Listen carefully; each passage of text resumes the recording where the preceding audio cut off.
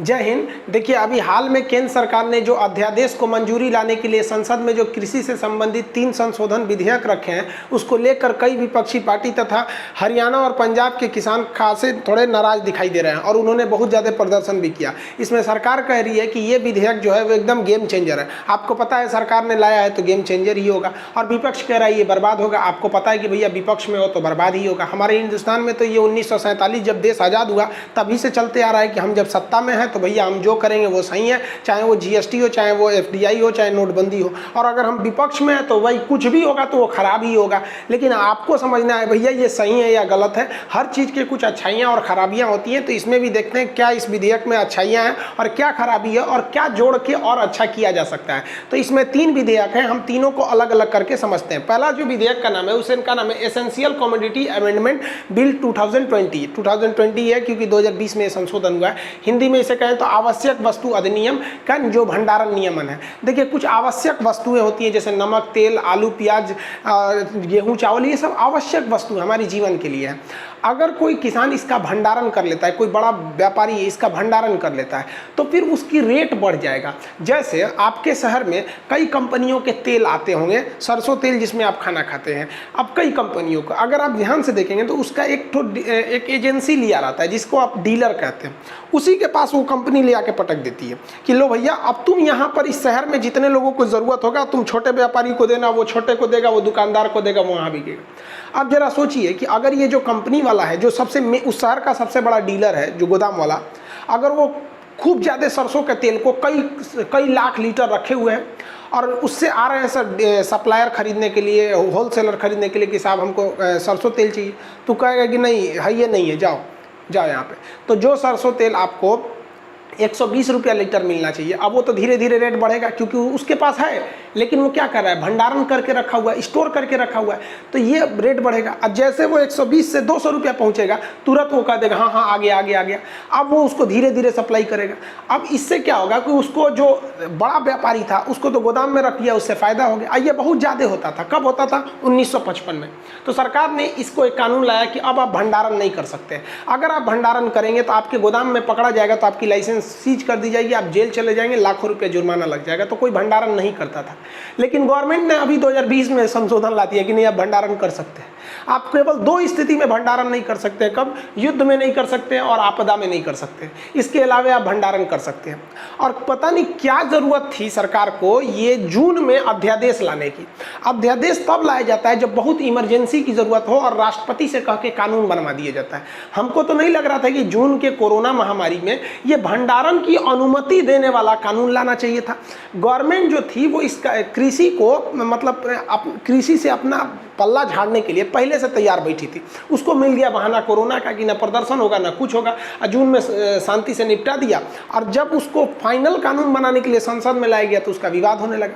अब आप बताइए, आपने जो ये आदेश दे दिया, अब जो बड़े बड़े व्यापारी हैं उनका गोदाम है, आपको ही पता है कोई घर में कितने चीज़ों को स्टोर करके रख सकता है, बहुत कम ही चीज़ को स्टोर करके रख सकता है। उसका अपना गोदाम होता है और गोदाम उसी एरिया में होता है। अब मान लीजिए किसी का दिल्ली में मार्केट है तो गोदाम लखनऊ में थोड़ी रखेगा भैया, दिल्ली में ही रखेगा। अब उसने क्या किया है, सपोज कीजिए कि दिल्ली में वो किसी कंपनी किसी चीज़ का वो ले रखा है एजेंसी वगैरह। सपोज आपके यहाँ MDH मसाले और ये एवरेस्ट मसाला बहुत चलता है, उसने पूरे दिल्ली का उसके पास स्टॉक है, वो फैक्ट्री से उसी के पास आ रही है और उसने स्टोर करके रख लिया है। अब वो दे ही नहीं रहा है, कह रहा है कि भाई है ही नहीं है मेरे पास। पुलिस आएगी, गोदाम दिखाओ, तो कहेगा पगला गए का, मोदी जी 2020 में नियम लाए हैं, पढ़े नहीं है क्या एसेंशियल कमोडिटीज़ के लिए।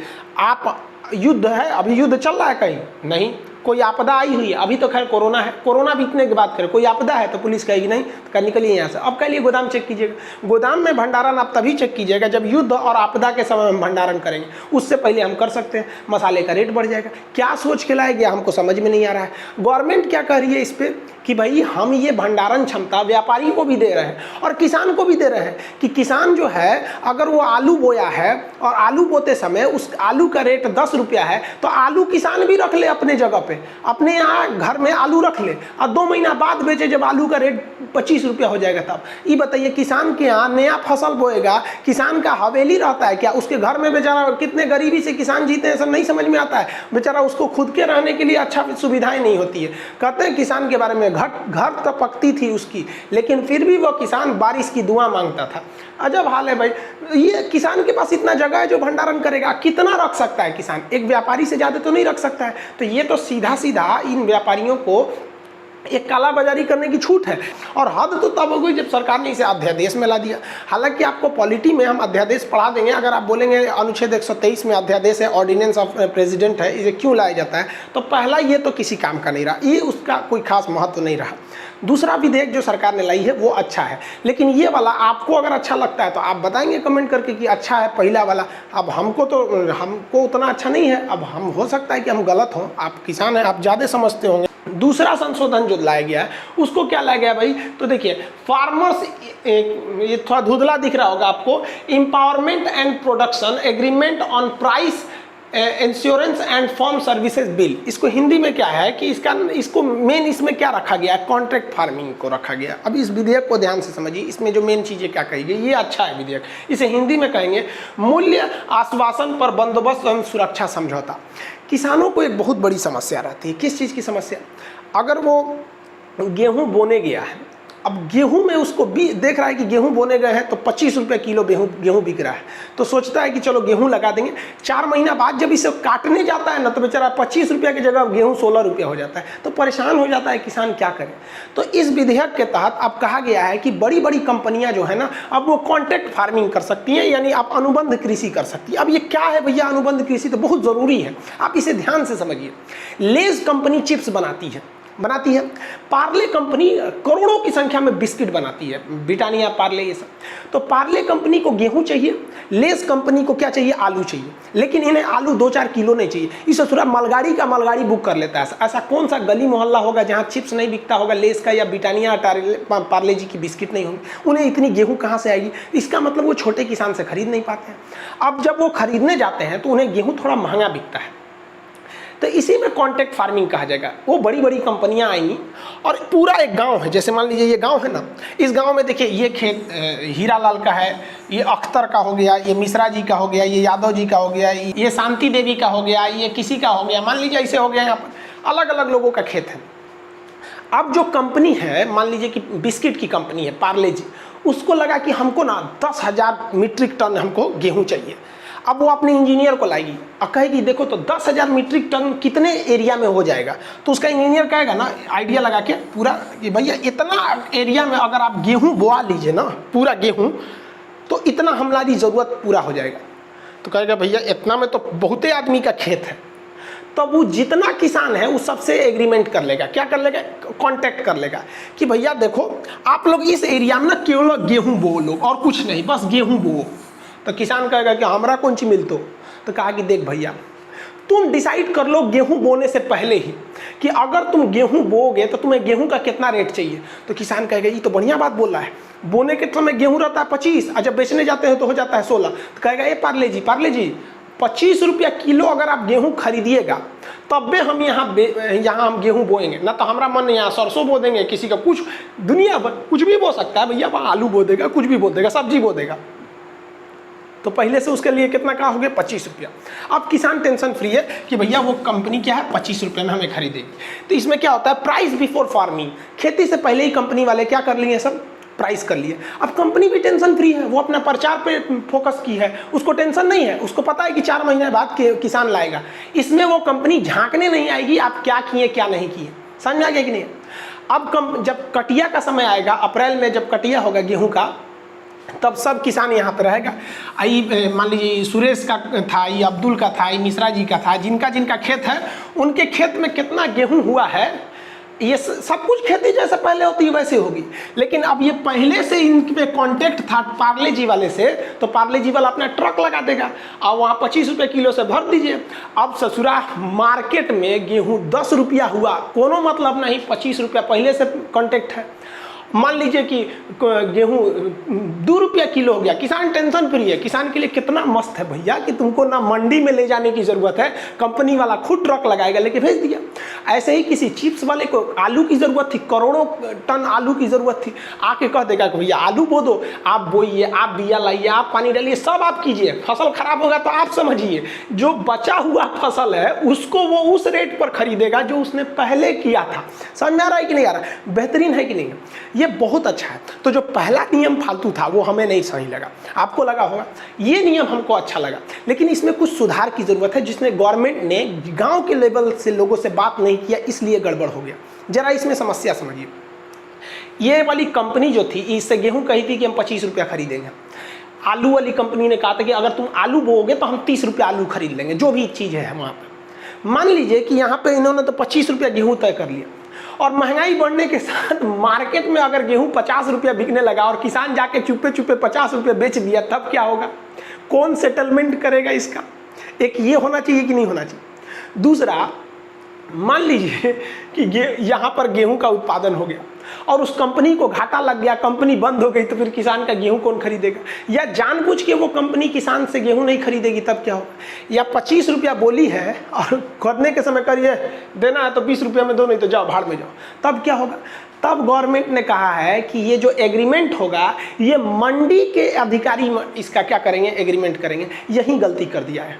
गवर्नमेंट को कहना चाहिए कि जो कंपनियां हैं जो कांटेक्ट करने के लिए आ रही हैं, वो एग्रीमेंट करेंगी इस गांव के मुखिया जी से, जो प्रधान होते हैं ना, ग्राम पंचायत, विलेज पंचायत के मुखिया से, उसके उपस्थिति में ये क्या करेंगे? वो लोग इस एग्रीमेंट को करेंगे। इससे क्या होगा? किसानों का शोषण नहीं होगा। आप कहेंगे कैसे? तो सुनिए।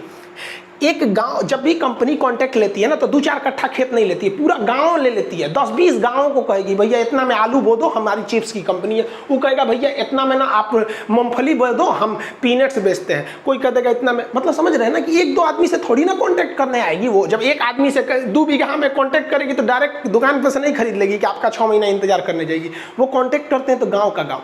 अब जब गाँव का गाँव कांटेक्ट करेगा तो गाँव में तो बहुत से लोगों का क्या होती है? ज़मीन होती है। कोई एक आदमी से तो ज़मीन नहीं है, इसका मतलब पूरे गांव से कांटेक्ट हुआ है, तो पूरे गांव के लोगों को खेती का बात है। अब मुखिया जो है उसको हर 5 साल पे वोट मांगने जाना है। अब मान के चलिए कि कंपनी वाला बोला है कि इस गांव की जितनी गेहूं है हम 20 रुपया 25 खरीदेंगे, और अगर वो 20 रुपया खरीद रहा है, मनमानी कर रहा है, तो मुखिया लड़ेगा ना जी उससे कि तुम कैसे कर दिया। मुखिया का पावर है। और अगर नहीं लड़ेगा मुखिया, तो गांव के लोग याद रखेंगे कि यार ससुरा तू याद कर तो 5 साल बाद वोट नहीं दिलाएंगे। और गाँव की मेंटेलिटी अलग होती है भाई साहब। गाँव में हर आदमी एक दूसरे को बाई फेस पहचानता है। आप गाँव में घुस जाइएगा तो सब देखेगा सर ससुरा बाहर का है, गाँव का नहीं है। शहर में कौन आया मर गया चला गया पता ही नहीं चलता। गाँव में इंसानियत रहती है और शहर में इंसान रहा करते हैं, दोनों में फर्क होता है। तो मुखिया को दे दे से एक फायदा हो जाएगा, कि मुखिया जब भी सुनेगा वो कंपनी का नहीं सुनेगा। कंपनी बाहर में जब तुम कहा कि कंपनी हमको नहीं मतलब, मुखिया जब भी सुनेगा वो अपने वोटर्स का सुनेगा। आप ध्यान दीजिएगा, कोई भी अपने वोटर्स का सुनता है। लेकिन अगर आप अधिकारी को दे देंगे तो उसका क्या मतलब बनता है यार? उसको ड्यूटी करे तो भी उतनी सैलरी, नहीं करे वो भी सैलरी। और अगर अधिकारी को बैठाएंगे तो जानता है किसान का सुनेंगे तो पैसा नहीं मिलेगा, कंपनी का सुनेंगे तो पैसा मिलेगा। गवर्नमेंट यही गलती कर रही है। ये जो एग्रीमेंट है इस गाँव के प्रधान या मुखिया के नेतृत्व में करना चाहिए, तो ये सोने पर सुहागा हो जाता। दूसरा, ये वाली चीज़ें अच्छी हैं और ये बहुत पहले से आ रही है। अगर गवर्नमेंट कहती है कि नहीं हमने लाया है, तो नहीं। ये जो कॉन्ट्रैक्ट फार्मिंग है 2012 से हो रही है, जब मनमोहन सिंह के समय था, लेकिन उस वक्त बहुत छोटे छोटे पैमाने पर था। और अभी गवर्नमेंट ने जब संसद से विधेयक ला दिया तो ये बहुत बड़े पैमाने पर होगा। आप समझ गए? अब तीसरा समझते हैं। आई होप आप कॉन्ट्रैक्ट फार्मिंग समझ गए होंगे। इस विधेयक में यही बोला गया है, मूल्य आश्वासन। ये कंपनी क्या दे रही है? आपके प्राइस का आश्वासन दे रही है, और बंदोबस्त और सुरक्षा समझौता कर रही है। यही गलती है, सुरक्षा समझौता अधिकारी के न होकर मुखिया को किया जाना चाहिए। आप समझ गए? सहमत है तो कमेंट करके बताएंगे। अगले पे चलते हैं हम लोग। तीसरा जो चीज़ है, देखिए भैया, जितना विवाद है ना वो तीसरे को ही लेकर है, और तीसरा वाला अजीब टाइप का है भी। देखिए तीसरा में क्या है, इसमें कहा गया है farm produce trade and commerce promotion and facility bill. अब ये क्या है भाई? कृषि उत्पाद व्यापार और वाणिज्य, ये शॉर्टकट में समझिए इस विधेयक का नाम है। इसमें क्या कहा गया है? कहा गया है कि जो किसान अपना अनाज उत्पादित कर रहा है, अब वो ट्रक्स में ट्रैक्टर में लोड करके लाता था और मंडियों में बेचता था। ठीक है, कहाँ बेचता था? मंडी में। अब वो चाहे तो मंडी के अलावे और भी कहीं बेच सकता है। हमको तो इसी पे सबसे ज़्यादा हंसी आता है। अरे भैया, खुद गवर्नमेंट की एक संस्था है NSSO, जो बेरोजगारी का भी आंकड़ा देती है और इन लोग का भी आंकड़ा देती है। इसको सरकार ने खत्म कर दिया कि ससुराल रहेगा तो बार बार बेरोजगारी का आंकड़ा देगा। ये आंकड़ा दे देगा तो सब कहेगा सर रोजगार दो, इसलिए ना रहेगी बांस ना बजेगी बांसुरी। अब आंकड़ा ही नहीं मिलेगा बेरोजगारी का। तो ये NSSO ने क्या कहा कि पूरे हिंदुस्तान में जितनी खेती होती है ना, उसका महज 6% ही मंडी में जाकर बिकता है। महज 6% जाता है मंडी में, बाकी 94% इधर उधर जाता है। कोई किसान अपने चौराहा पे जाके बेच दिया, कोई किसी साहूकार को बेच दिया, किसी बड़े किराना वाले को बेच दिया, ऐसे ही बिकता है भाई साहब 94%। और आप लोग अगर किसान होंगे तो आप दिल पे हाथ रख के बोलिएगा कि अगर आप 100 लोग देख रहे हैं ना वीडियोस को किसान भाई लोग में से, तो आप में से 6 लोग ही होंगे जो मंडी में जाकर बेचते होंगे। कई लोग को तो पता ही नहीं सोच रहा मंडी होता क्या है, कि बहुत जगह मंडी है ही नहीं। आप अगर पूर्वांचल यूपी का पूर्वी एरिया देखेंगे तो मंडी इधर है ही नहीं है, काम की मंडी नहीं है। बिहार में मंडी है जिसे बाजार समिति कहा जाता है, वो आगे हम समझाते हैं आपको। तो गवर्नमेंट ने विधेयक लाया है कि अब आप बाहर भी बेच सकते हैं। तो भाई आप कहाँ थे इतना दिन, सोए थे कि पूरे किसान का 94% लोग बाहर ही बेच रहे थे। तो ये विधेयक लाके आप कह रहे हैं कि नहीं आप बाहर भी बेच सकते हैं। तो मतलब आपको क्या लग रहा था कि 100% किसान मंडी में बेच रहा था?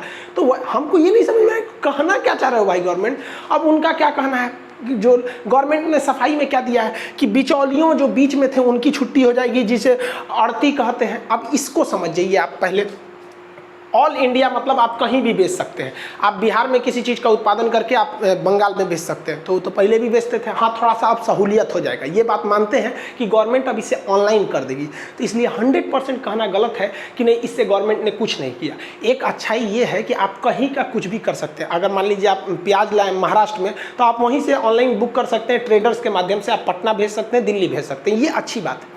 अब बात थोड़ा आपको दिक्कत होता होगा, आड़ती क्या है यानी बिचौलिया क्या है। देखिए, जब देश आज़ाद हुआ तो उस समय बहुत ज़्यादा किसान के पास गरीबी थी, तो वो किसी न किसी किसान जो थे, बड़े बड़े साहूकार जो सेठ लोग थे, उनसे पैसे लिए रहते थे। जब वो चुका नहीं पाते थे तो साहूकार क्या करते थे, सब जब फसल कटने का वक्त आता था तो खेत में घुस के उसकी फसल काट के लेके चले जाते थे। इससे बेचारा किसान को ना अपना पेट भी नहीं भर पाता था और ज़िंदगी भर मजदूर रह जाता था। इसलिए सरकार ने एक नियम लाया था जिसका नाम था APMC, agriculture produce market committee, जिसे हम लोग कहते हैं बाजार समिति। बिहार में लोग इसे बाजार समिति कहते हैं, शॉर्टकट में इसको बाजार समिति कहते हैं। लेकिन अगर दिल्ली, पंजाब, हरियाणा की बात करेंगे तो लोग इसे मंडी कहते हैं, बिहार की बात करेंगे तो बाजार समिति कहते हैं, क्योंकि बाजार समिति ही इसका असली नाम भी है। एग्रीकल्चर प्रोड्यूस यानी खेती से उत्पादित होने वाला, मार्केट कमेटी, तो मार्केट माने बाजार, कमेटी माने समिति, तो बाजार समिति इसका एक्यूरेट नाम है। तो बट उधर दिल्ली, हरियाणा, पंजाब के लोग मंडी कहते हैं।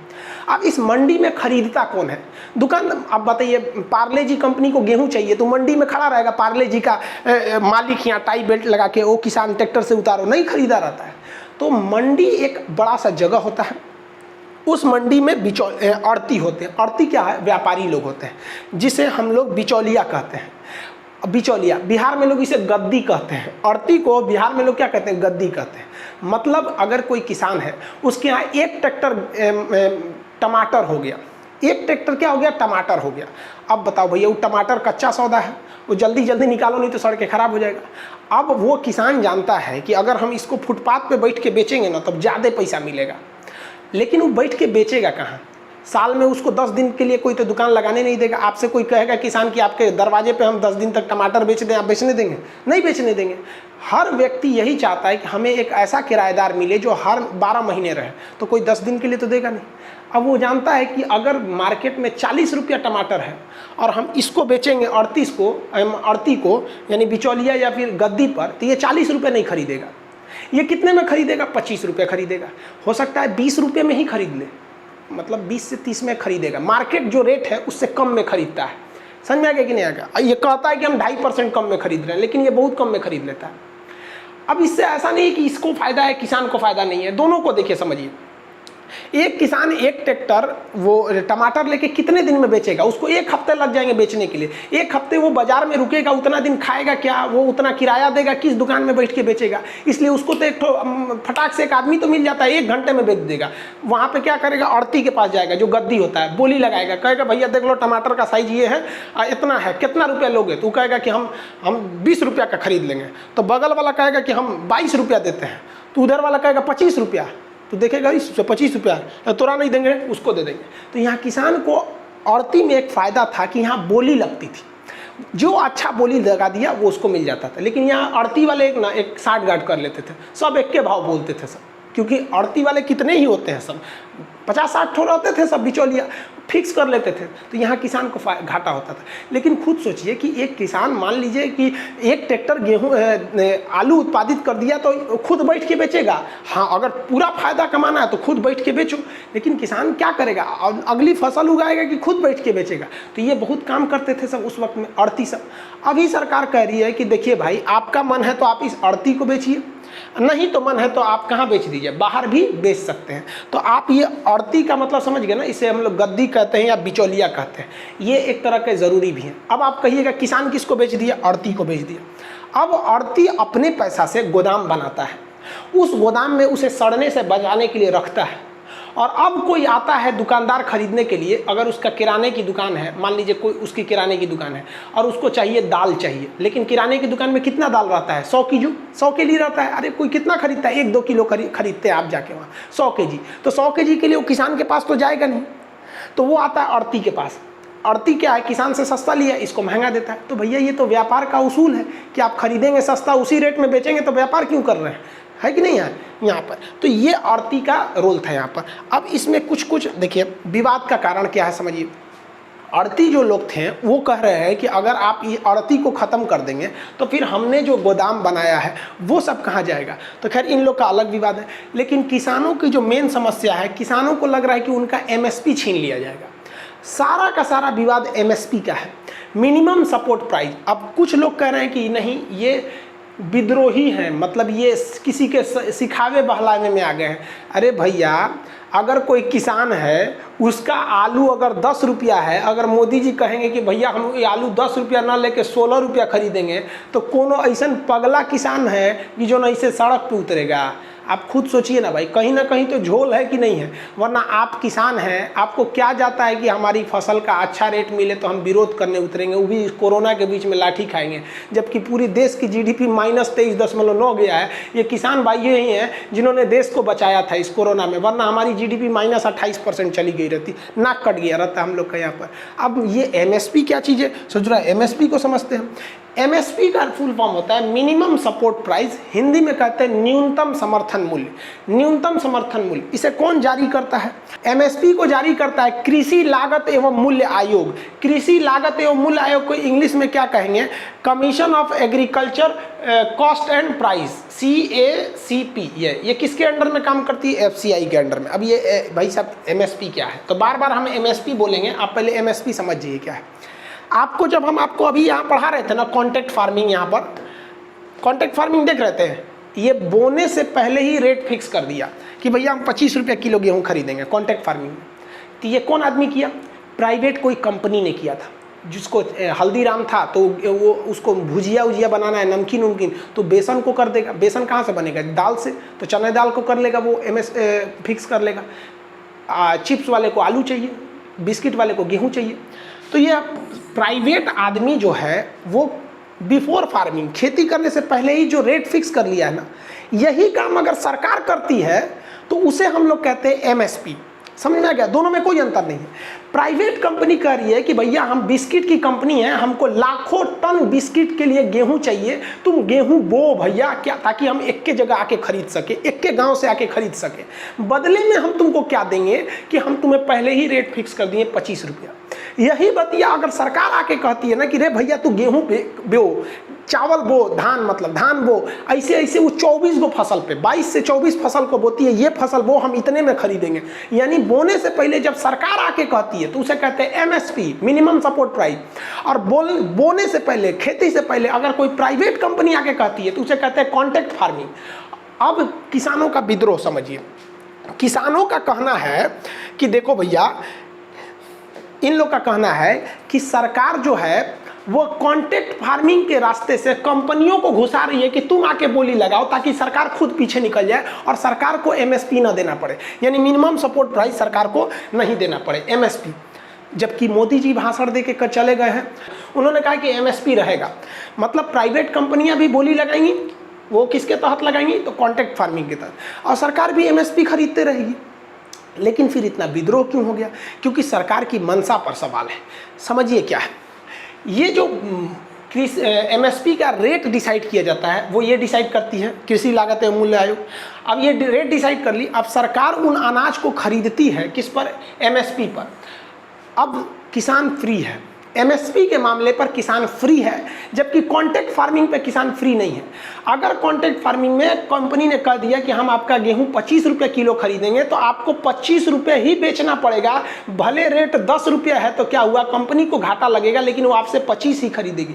लेकिन अगर गेहूं का रेट ओपन मार्केट में 80 रुपया हो गया तो चूंकि आप कॉन्ट्रैक्ट कर चुके हैं अब आप 80 रुपये नहीं बेच सकते हैं। तो यानी किसान को एक हैंड में फायदा है और दूसरे हैंड में घाटा भी है अगर वो कॉन्ट्रैक्ट फार्मिंग करता है। लेकिन MSP में ऐसा नहीं है, ध्यान से समझिएगा, यही MSP की मांग कर रहे हैं किसान। MSP में क्या है कि सरकार गेहूं बोलने से पहले, किसी भी फसल को बोने से पहले बोल देती है कि हम इतना में खरीदेंगे। जैसे बोल दिया कि गेहूं हम 25 रुपये में खरीदेंगे। अगर मार्केट में गेहूं 10 रुपया बिक रहा है तो किसान पूछेगा मंडी में जाके, अड़ती से मंडी में कितना रुपया खरीद रहे हो, तो कहेगा 10 रुपया का। भाग सोच रहे 10 रुपया, MSP सरकार ले रही है 25 रुपया। अब वो सरकारी गोदाम में जाएगा, FCI का गोदाम दुनिया भर का होता है, वहाँ बेच देगा, अपने ज़मीन का खतौनी दिखाएगा और वहाँ पे बेच देगा कि भैया लो 25 रुपया। समझ में आ गया कि नहीं। लेकिन अगर गेहूं का रेट हो गया 50 रुपया किलो तो वो जाएगा अड़ती से पूछने के लिए कि कितना रुपया खरीदे तुम, तो अड़ती कहेगा यानी गद्दी वाला, मंडी वाला, कि भैया 50 रुपया का रेट चल रहा है। तो इसको लगेगा कि FCI में तो साला 60 रुपया होगा। वो जाएगा FCI के पास, आप कितना लिए, तो कह रहे बकलो कहीं का, हमसे अभी का पूछने आ रहा है, हम तो खेती करने से पहले ही बता दिए थे 25 रुपया खरीदेंगे। कहा ओ हो खेती में 4 महीना टाइम लगता है, भुला गए थे। तो कहेगा यही सोच रहा हूँ, वहाँ FCI गोदाम में MSP जो है वो 25 रुपया है, वहाँ पे कितना है 25 रुपया। आई मंडी में हम चले आए हैं तो मंडी में हमको फायदा मिल गया है, कितना रुपया हो गया मंडी में 50 रुपया।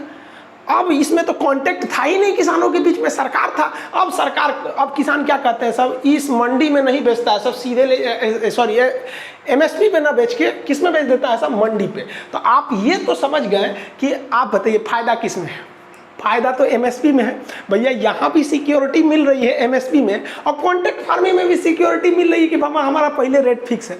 लेकिन कॉन्ट्रैक्ट फार्मिंग में अगर मुनाफा ज़्यादा हुआ बाहर में तो आप बाहर नहीं बेच सकते हैं, और MSP में अगर मुनाफा ज़्यादा मिल रहा है बाहर तो इसको छोड़ दीजिए, कॉन्ट्रैक्ट नहीं है, बाहर भी बेच सकते हैं।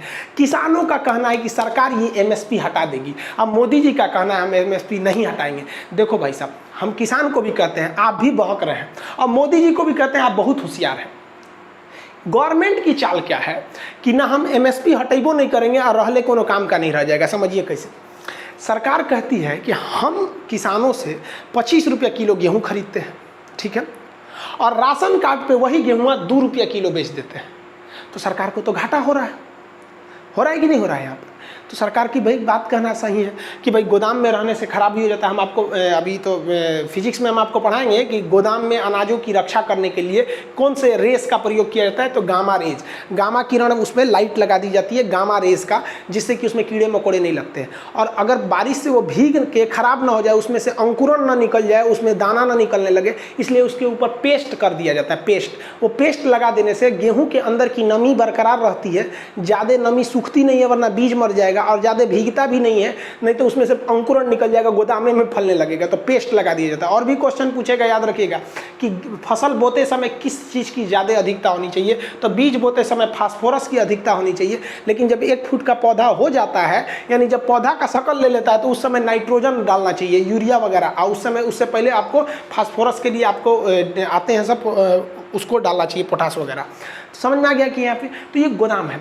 FCI यहाँ पर काला धंधा कर देती है, सरकार तो आएगी नहीं इसको खरीदने के लिए, तो FCI क्या करती है, इस गोदाम पे अपने अधिकारियों को बैठा देती है। अब अधिकारी लोग इस गोदाम पे बैठ गया। अब यहाँ थोड़ा समझिए, ये MSP का रेट है कितना, 25 रुपया गेहूँ।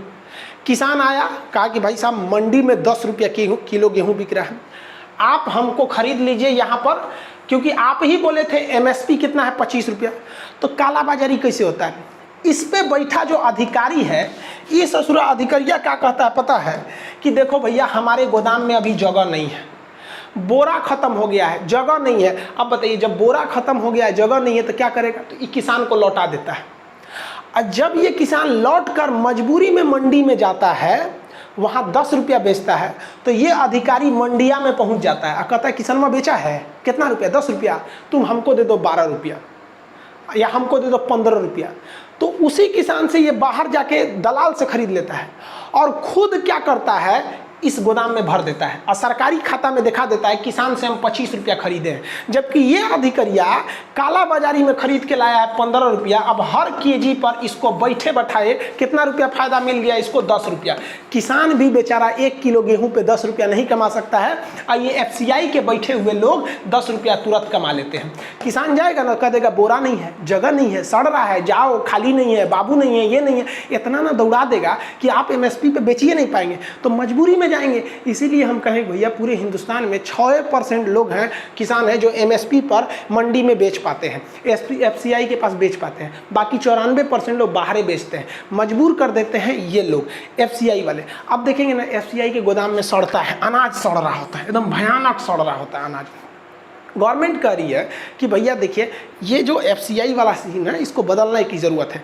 अब हम थोड़ा सा, आपका मन आप बाहर भी बेच सकते हैं, हमारे पास रखने का जगह नहीं है। अब देखिए महाराष्ट्र का किसान कहता है कि हम अगर प्याज को यूपी बिहार बेचते हैं तो हमको 20 रुपया किलो का रेट मिलता है, लेकिन यही प्याज हम अगर बांग्लादेश बेच देंगे तो हमको 55 रुपया मिलेगा।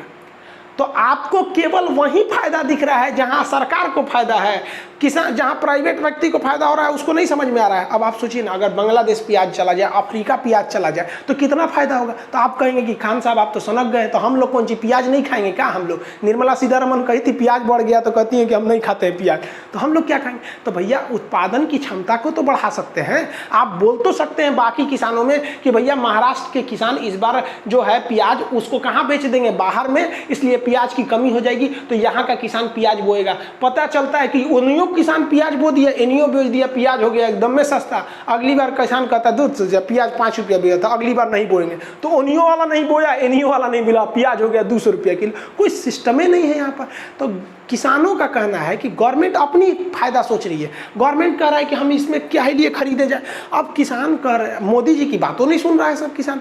मोदी जी का भी कहना सही है कि कांग्रेस ने जितना किसानों से MSP पर, कितने पर, MSP पर अनाज खरीदा था, उससे 30 गुना ज़्यादा अनाज गवर्नमेंट BJP ने खरीदा है।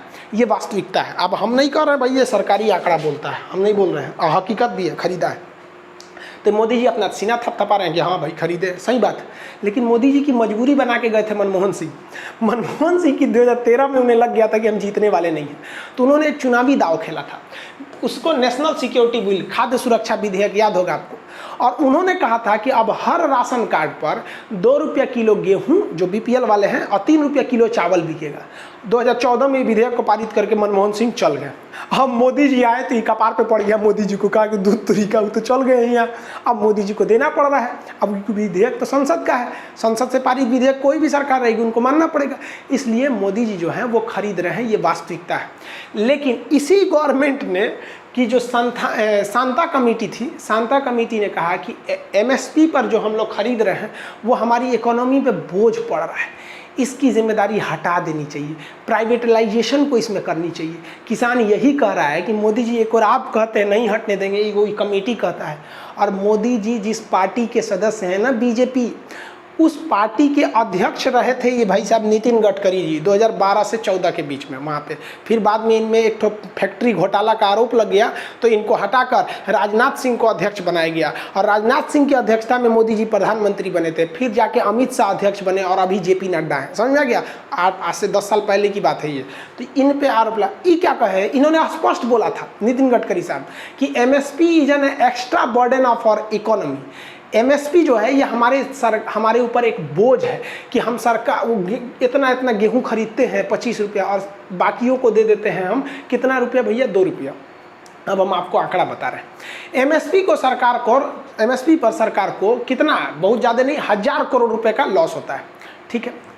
1500 करोड़ रुपया जब सरकार ने बैंकों का माफ़ किया, और वो माफ़ कैसे किया, बैंकों से नीरव मोदी लिया है, बड़का उद्योगपति लेके भाग गया सब, वो कह दिया सब बैंक से हम नहीं चुका पाएंगे। तो सरकार कहती है एक काम करो, उनका माफ़ कर दो, आने जनता ने टैक्स भरबे किया है, दे देते हैं वहाँ पे, लो तुम्हारा टैक्स, तुम्हारा कर्जा माफ़। और जो लेके भागा है उनसे कहते चुनाव में पैसा दे देना हमको, समझा गया ना, तुम्हारा कर्जा माफ।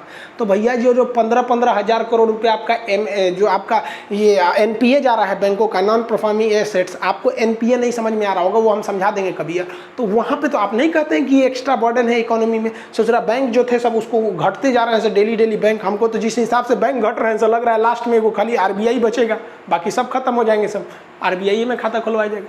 तो गवर्नमेंट दो तरह की बात करती है। गवर्नमेंट के पास भी खराबी क्या है, उसके पास भंडारण करने की क्षमता नहीं है।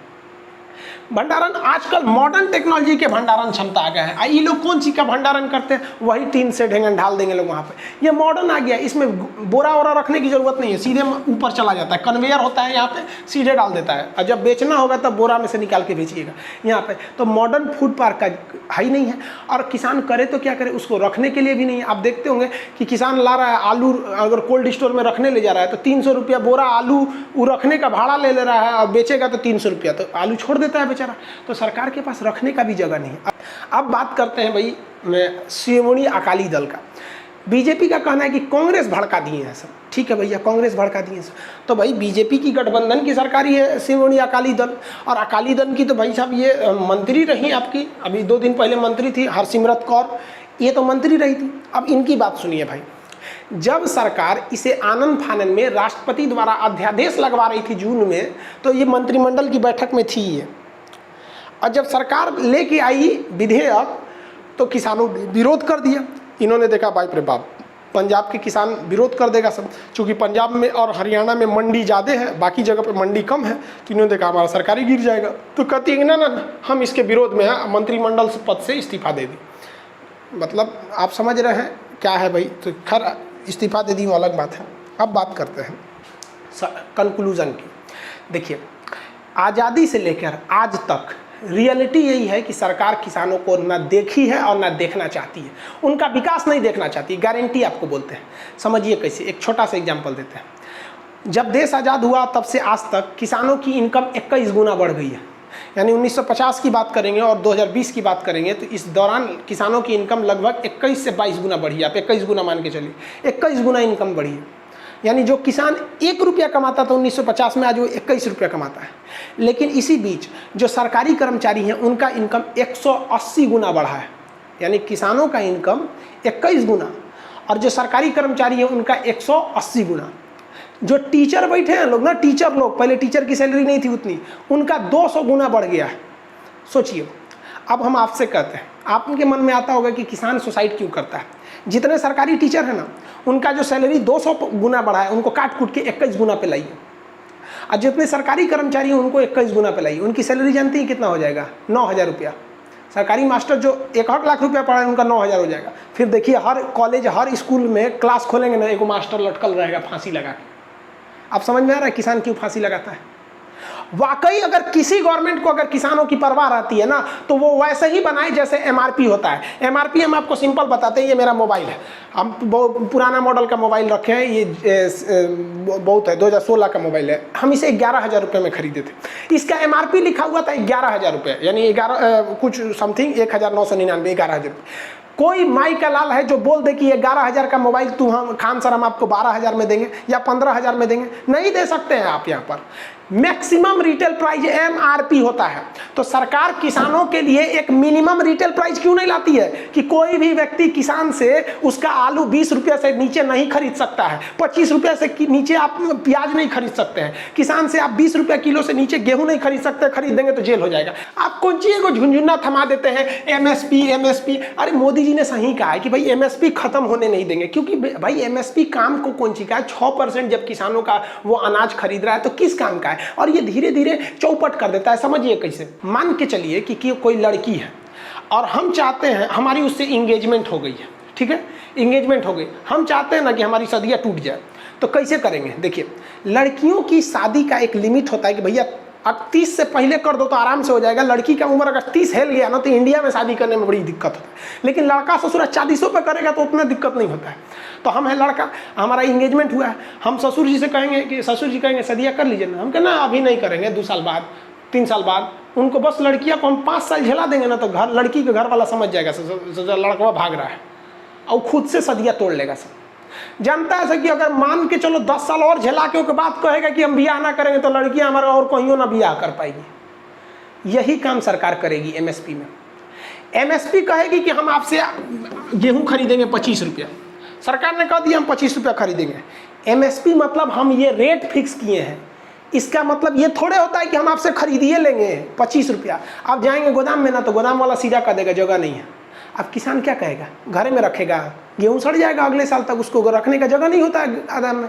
तो मोदी जी ने सही कहा है कि वो एमएसपी को ख़त्म ही नहीं करेंगे। भैया एमएसपी 25 रुपया रहेगा, लेकिन आपको एमएसपी पे खरीदा नहीं जाएगा। और आप अगर इसको मोदी जी को जिम्मेदार मानते हैं तो आप बताइए किसके समय पे ये अच्छा था।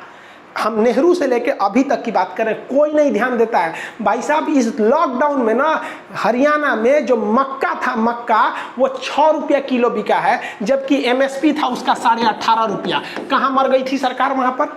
हाँ, हम तो बहुत किसानों की सरकार सुनते हैं वहाँ पर, हम तो समझे नहीं वहाँ पे सुनते हैं वहाँ पे सांसद लोग ट्रैक्टर से जाता है। अच्छी बात है भाई, आप ट्रैक्टर से जाते। जब सरकार ने एमएसपी बोला था कि हम मक्का खरीदेंगे 18.5 रुपया किलो, तो 6 रुपया किलो आप मक्का खरीदे। 1995 में भी 6 रुपया किलो मक्का था, यानी 1995 का जो रेट था, आप मक्का का रेट दे रहे हैं आप 6 रुपया। राष्ट्रपति का 1995 में जो सैलरी था आपका, वही दे देते हैं यहाँ। आज 5 लाख रुपया ले रहे हैं, उस समय 60,000 थमा दीजिए यहाँ पर, तो बहुत अच्छा हो जाएगा। राष्ट्रपति भाग जाएंगे पहाड़ी पे से।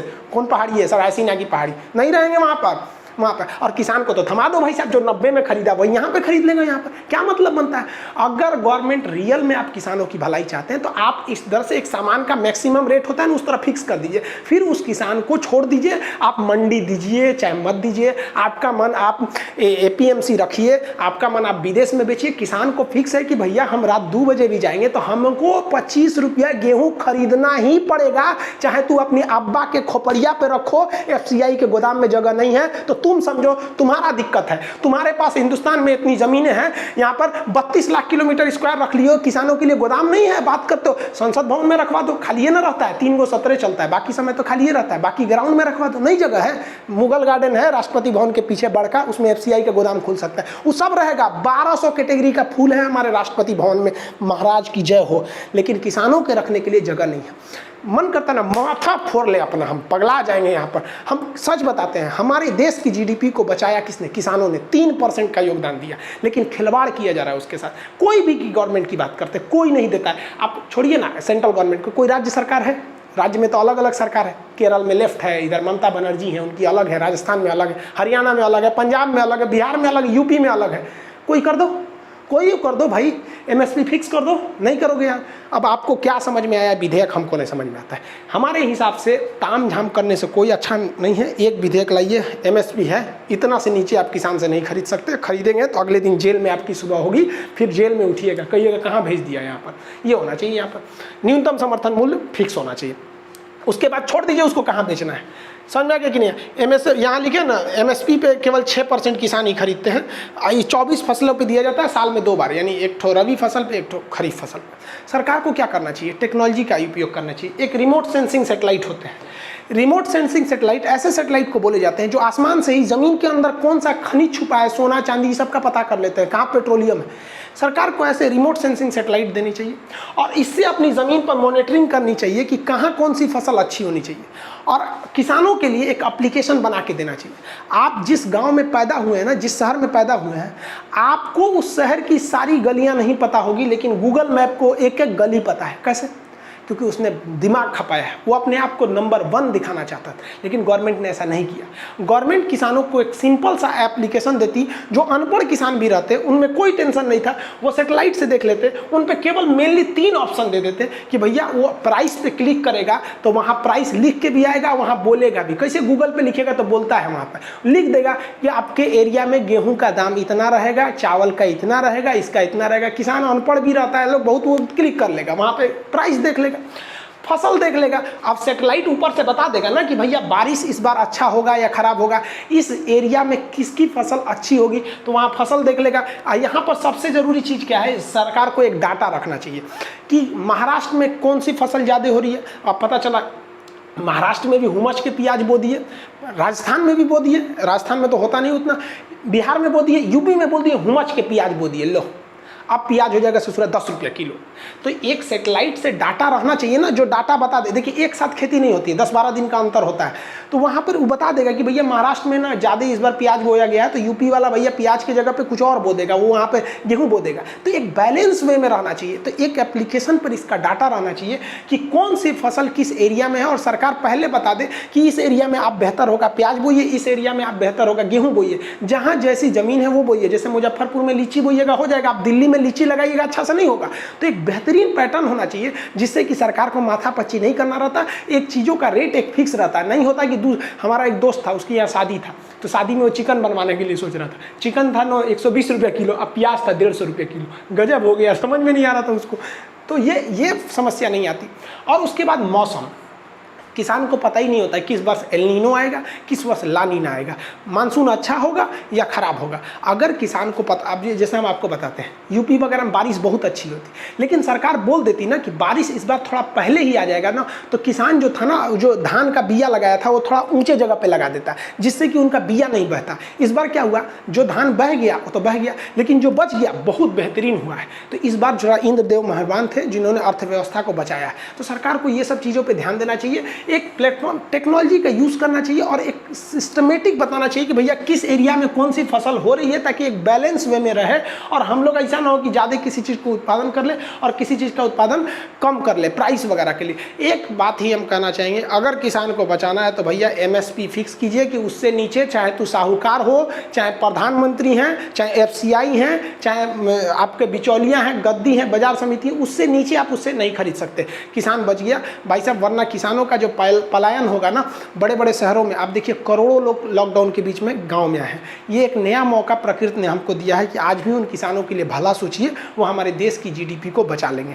और नहीं तो कितना काम आया आपका ये बड़ी बड़ी बिल्डिंगें और बड़ी बड़ी ये फैक्ट्री वगैरह, सब तो धाराशाही हो गई। ये किसानों ने ही बचाया था, इनके साथ अन्याय नहीं करना चाहिए।